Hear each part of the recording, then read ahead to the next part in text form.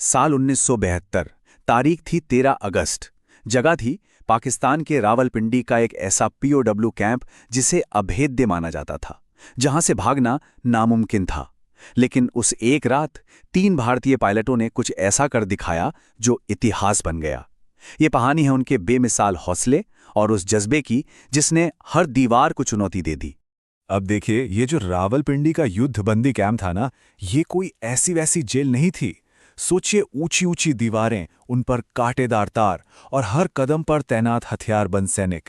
इसे एक ऐसा किला बनाया गया था जहां से कोई परिंदा भी पर ना मार सके। यहां से भागने का तो कोई सोच भी नहीं सकता था। तो फिर सवाल यही उठता है कि ऐसे में इन 3 भारतीय पायलटों ने इस नामुमकिन से लगने वाले काम को मुमकिन करने का प्लान कैसे बनाया? आखिर कैसे उन्होंने एक ऐसी योजना को अंजाम दिया जिसने खुद पाकिस्तानी अधिकारियों को भी हैरत में डाल दिया? चलिए इस कहानी की जड़ों तक चलते हैं। इस पूरी दास्तान की जो हीरो हैं वो हैं फ्लाइट लेफ्टिनेंट दिलीप पारुलकर, एक ऐसे पायलट जिनके पकड़े जाने के साथ ही इस बगावत की कहानी की नींव रखी गई थी। तो हुआ ये कि 10 दिसंबर 1971 को भारत पाकिस्तान युद्ध अपने चरम पर था।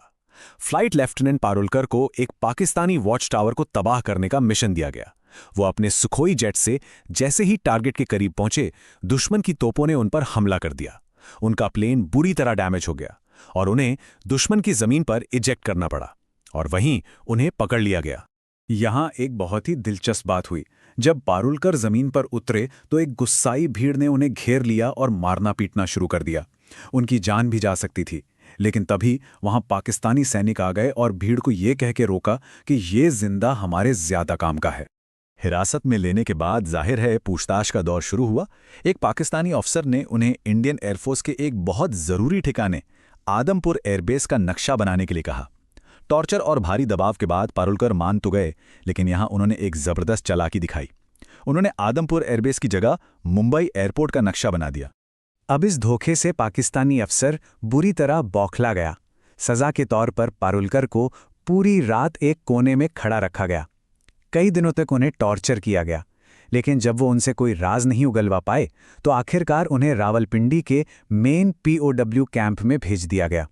वहां पहले से ही 11 और भारतीय पायलट कैद थे। और यहीं से इस कहानी में एक नया मोड़ आता है। युद्ध तो खत्म हो गया था, लेकिन इंतजार खत्म नहीं हो रहा था और इसी लंबे इंतजार ने जन्म दिया आजादी की एक जबरदस्त योजना को। 25 दिसंबर 1971 कैंप में खबर आई कि जंग खत्म हो गई है और पाकिस्तान ने सरेंडर कर दिया है। ये सुनते ही सभी पायलटों में खुशी की लहर दौड़ गई। सबको लगा कि बस अब घर वापसी पक्की है। लेकिन पारुलकर को यह एहसास हो गया था कि युद्धबंदियों की अदला बदली एक लंबी प्रक्रिया है, इसमें सालों भी लग सकते हैं। तब उन्होंने अपने साथियों से कहा, अगर हम यहां बस बैठे रहे तो शायद सालों लग जाएंगे, क्यों ना हम खुद ही अपना रास्ता खोजें। और बस यहीं से आज़ादी का वो बीज एक पक्के इरादे में बदल गया। देखिए, शुरू में तो ज्यादातर पायलट इतना बड़ा जोखिम उठाने के लिए तैयार नहीं थे, लेकिन पारुलकर का इरादा पक्का था। उनके इस जुनून को देखकर 2 और पायलट MS ग्रेवाल और हरी सिंह जी उनके साथ हो लिए और इस तरह तैयार हुई इस ग्रेट एस्केप की टीम। तो चलिए अब देखते हैं कि ये जबरदस्त योजना बनी कैसे। ये किसी हॉलीवुड फिल्म की स्क्रिप्ट से कम नहीं है, जिसमें हर छोटी बड़ी चीज का बारीकी से ध्यान रखा गया था। सबसे पहला और सबसे जरूरी फैसला था मंजिल का। उन्होंने सीधे भारत की तरफ भागने का प्लान नहीं बनाया। क्यों? क्योंकि युद्ध के ठीक बाद बॉर्डर पर सुरक्षा बहुत ज्यादा सख्त थी, पकड़े जाने का खतरा बहुत था। इसलिए उन्होंने एक लंबा लेकिन कहीं ज्यादा सुरक्षित रास्ता चुना, पश्चिम की ओर, अफगानिस्तान की तरफ। उनका प्लान एकदम स्टेप बाय स्टेप था। सबसे पहले उन्होंने सेल नंबर 4 को चुना, जो कैंप की बाहरी दीवार के सबसे नजदीक था। फिर उन्होंने चुपके से कुछ औजार जुगाड़े। इसके बाद शुरू हुआ असली काम, हर रात छिप छिप कर दीवार में सुरंग खोदना। साथ ही साथ उन्होंने भेस बदलने के लिए पठानी सूट और रास्ते के लिए खाने पीने का सामान भी तैयार किया और फिर बस सही मौके का इंतजार करने लगे। और उनके औजार, वो सुनकर तो और भी हैरानी होगी। देखिए जरा उनका जुगाड़। दिशा पता करने के लिए कैसेट प्लेयर के मैग्नेट से एक कंपास बनाया, छिपने के लिए स्थानीय पठानी सूट तैयार किए और अपने मासिक भत्ते से मिले पैसों से ड्राई फ्रूट्स जैसे हाई एनर्जी फूड्स जमा किए। एक कैंची और एक स्क्रू ड्राइवर भी चुरा लिया गया। और सबसे कमाल की बात तो ये थी कि नक्शे के लिए जो एटलस उन्हें मिला वो खुद कैंप के कमांडेंट ने उन्हें दिया था। महीनों की इस खामोश तैयारी के बाद आखिरकार वो रात आ ही गई। अब वक्त था इस पूरी योजना को हकीकत में बदलने का। 13 अगस्त 1972। उस रात किस्मत भी शायद उनके साथ थी।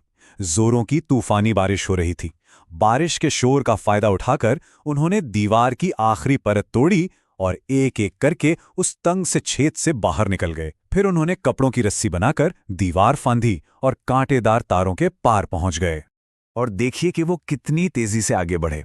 रात में कैंप से भागने के बाद सुबह 6 बजे तक वो बस से पेशावर पहुंच गए। वहां से फौरन दूसरी बस ली और सुबह 9:30 बजे तक लैंडी कोटाल पहुंच गए। और कैंप में वहां सुबह 11 बजे जाके अलार्म बजा। मतलब उनके पास कई घंटों की बढ़त थी। वो अफगानिस्तान की सीमा से सिर्फ 5 किलोमीटर दूर थे। सिर्फ 5 किलोमीटर। मंजिल बस कुछ ही कदम दूर थी। आजादी को वो लगभग महसूस कर सकते थे। लेकिन कहते हैं ना, किस्मत को कुछ और ही मंजूर था। यहीं पर उनसे 3 बड़ी गलतियां हो गईं। पहली, वो एक बहुत पुराने एटलस के भरोसे लंडी खाना स्टेशन ढूंढ रहे थे जो 1932 में ही बंद हो चुका था।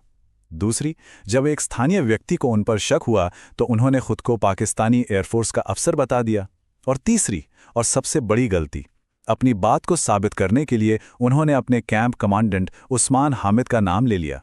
बस यहीं उनकी पूरी योजना का पर्दाफाश हो गया। इस तरह आज़ादी की ओर उनका यह सफ़र तो ख़त्म हो गया, लेकिन यहीं से एक ऐसी कहानी की शुरुआत हुई जो हमेशा के लिए अमर हो गई। दोबारा पकड़े जाने के बाद सजा के तौर पर तीनों पायलटों को 30 दिनों के लिए सॉलिटरी कन्फाइनमेंट यानी एकांत कारावास में डाल दिया गया। और विडंबना देखिए, जिस आज़ादी के लिए उन्होंने इतनी बड़ी बाजी लगाई थी, वो उन्हें कुछ ही महीनों बाद मिलने वाली थी। उनके भागने की कोशिश के कुछ ही महीने बाद दिसंबर 1972 में भारत और पाकिस्तान के बीच समझौता हुआ और सभी भारतीय युद्धबंदियों को आधिकारिक तौर पर घर भेज दिया गया। तो आखिर में ये कहानी किस बारे में है? भले ही वो शारीरिक रूप से भागने में कामयाब नहीं हुए, लेकिन उनकी ये कोशिश उस जज्बे की कहानी बन गई जिसे कोई दीवार, कोई ताला, कोई पहरा कैद नहीं कर सकता। ये कहानी उस हौसले की है जो गुलामी में भी आज़ाद रहना जानता है।